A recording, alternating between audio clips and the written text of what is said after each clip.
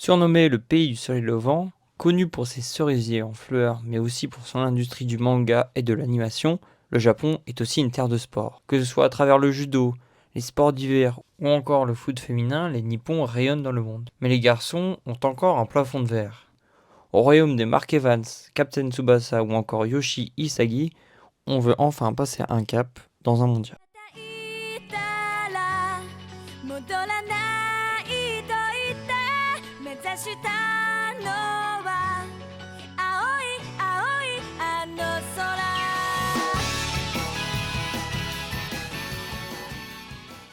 Bonjour à tous et à toutes, on se retrouve pour le 9e épisode de la série Road to New York, la série qui prolonge les différentes équipes qui joueront le mondial cet été. Pour ce nouvel opus, cap à l'Est avec le Japon. Une des sélections qui possède le plus de flow, que ce soit avec les coupes de ses joueurs ou encore ses maillots reconnaissables. Véritable ogre de son continent avec 4 coupes d'Asie, en 92, 2000, 2004 et 2011, ce qui est le record à l'heure actuelle, les samouraïs bleus ont véritablement explosé à l'aube du XXIe siècle, avec notamment l'organisation du mondial 2002 avec la Corée du Sud. Depuis son premier mondial en 98, le pays du soleil levant n'a jamais loupé une seule édition, avec comme meilleur résultat un huitième de finale, ce qui est arrivé à 4 reprises, avec à chaque fois des matchs accrochés comme en 2018 et une cruelle défaite face à la Belgique, 3-2 alors que les Japonais menaient 2-0 à la 69e minute. Une cruelle défaite qui a notamment inspiré le manga Blue Lock, ou encore lors de la dernière édition face à la Croatie en 2022 après une séance de tir au but, alors que les Japonais avaient battu l'Allemagne et l'Espagne en phase de groupe. Parmi les légendes qui ont porté les maillots de la sélection, on peut évidemment citer Nakata. Champion avec la Roma en 2001, le milieu de terrain a été adoubé par la légende Pelé qui l'a mis dans sa liste des 125 meilleurs joueurs de tous les temps. Lui qui a passé la majorité de sa carrière en Italie. Autre nom bien connu des années 2000, Suzuki Nakamura, qui a brillé du côté du Celtic, en devenant le premier joueur japonais marqué en Ligue des Champions, avec la sélection ses 2 Coupes d'Asie en 2000 et 2004. Plus récemment, Keisuke Honda a brillé avec les Samouraïs bleus. Lui, le meilleur buteur du pays en Coupe du Monde avec 4 unités. Le gaucher aura bien voyagé durant sa carrière, lui qui a marqué sur tous les continents, qui a également remporté la Coupe d'Asie en 2011. Enfin, comment ne pas évoquer Kazuyoshi Miura, le plus vieux joueur professionnel de l'histoire, qui joue encore actuellement à 59 ans. Lui qui a débuté sa carrière en 1986 à Santos. L'attaquant est devenu une légende au pays et a inspiré Yoshi Takahashi pour le manga Captain Tsubasa, plus connu en France sous le nom d'Olive et Tom.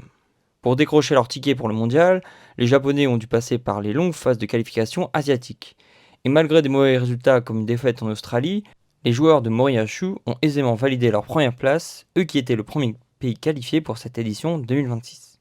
S'en est suivi une série de matchs amicaux avec de jolis résultats comme une victoire face au Brésil 3-2 et plus récemment un succès à Wembley 1-0 face au Tri Lions. Emmenés depuis 2018 par Hajime Moriyasu, les Samouraïs bleus sont disposés 3-4-2-1 avec dans les cages Seiyon Suzuki. Le gardien de Parme est devenu depuis plusieurs saisons un joueur solide de Serie A. Dans l'axe, on retrouve le joueur du Bayern Munich, Hiroki Ito. Arrivé en 2024 en Bavière, le joueur de 26 ans a subi plusieurs blessures, ce qui l'empêche de prendre une place de titulaire, mais il reste un joueur de rotation sous compagnie. Sur le côté droit, on retrouve le capitaine Douan. Le joueur de Francfort est un des cadres de l'équipe, lui qui avait marqué face à la Roja et la Mannschaft en 2022. Au milieu de terrain, Kamada retrouve des couleurs avec Crystal Palace cette saison après des années compliquées dues à des blessures. Le joueur de 29 ans est un des grands artisans de la bonne saison en Conference League des Eagles. Sur le front de l'attaque, on devrait avoir Kubo. Plus gros talent de l'effectif, le joueur de 24 ans a été blessé une partie de la saison, mais s'il est remis, il sera évidemment dans le 11 de départ, lui qui est surnommé le Messi japonais au pays. A ses côtés, Mitoma devrait faire du mal aux défenses adverses. Spécialiste du dribble, l'ailier est l'une des terreurs de première ligue.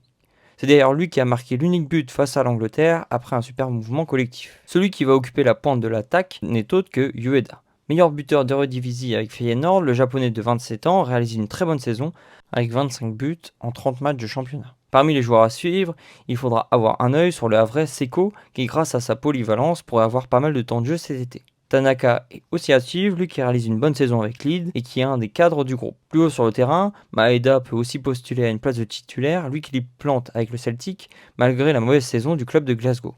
Élément phare à Fribourg, Yuto Suzuki pourrait avoir du temps de jeu cet été. L'attaquant de 24 ans réalise une bonne saison en Allemagne, notamment en Ligue Europa. Enfin, Junya Ito, bien connu en France après son passage à Reims, sera du voyage. Retourné à Genk l'été dernier, l'expérimenté attaquant de 33 ans continue de performer aussi bien en club qu'en sélection.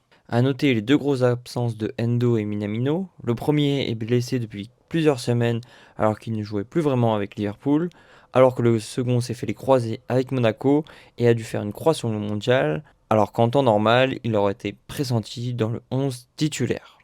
Tombé dans un groupe F assez homogène avec la Tunisie, la Suède et les Pays-Bas, les coéquipiers de Doan devront sortir le grand jeu d'entrée en affrontant les Hollandais pour le premier match. Habitué depuis 2 mondiaux à sortir de poules relevées, je vois les Japonais créer la surprise et finir premier de ce groupe, puis filer en 16e de finale. Avec un groupe talentueux qui arrive à maturité, je pense que les Samouraïs bleus peuvent enfin franchir l'étape des 8e de finale lors de ce mondial 2026. Voilà, c'est la fin de cet épisode, j'espère qu'il vous a plu.